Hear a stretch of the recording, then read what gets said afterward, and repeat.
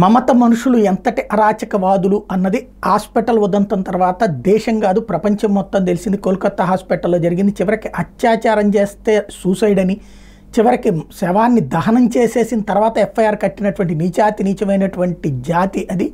వాళ్ళు ఇక అదే కోణంలో నడుస్తున్నటువంటి దానికి సజీవ సాక్ష్యం తాజాగా మరొకటి జరిగింది. తృణమూల్ కాంగ్రెస్ వర్కర్ ఫిరోజ్ ఖాన్ ఒక వివాహిత మహిళని అత్యాచారం చేశాడు. తుపాకీ గురిపెట్టినే కాదు, తుపాకీని ఆమె ఏదైతే స్త్రీ సహజమైన జననాంగాలలో పెట్టాడట. ఇది ఇప్పుడు సంచలనం సృష్టిస్తున్న అంశం. అట్లాగే ఫస్ట్ అంగీకరించకపోతే తుపాకీ పెట్టి అత్యాచారం చేయడం ఒక ఎత్తు అయితే, ఇంకొకటి 4 ఏళ్ల తన బిడ్డని గన్నీ బ్యాగ్లో చుట్టేసి చంపేశాడు.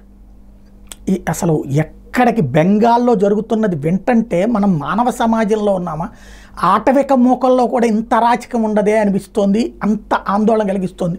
ఇంత విద్యావంతులైనటువంటి సమాజం ఉన్నటువంటి ఈ లోకంలో, ప్లస్ మంచి యాక్టివ్ బ్యాచ్ అన్నటువంటి ఏది బెంగాలీలు అన్నటువంటి చోటన ఇంత అరాచకాలు జరుగుతుంటే ఎందుకని వాటన్నిటిలో ఏ రెస్పాన్స్ లేదనేదే అర్థం కావట్లేదు.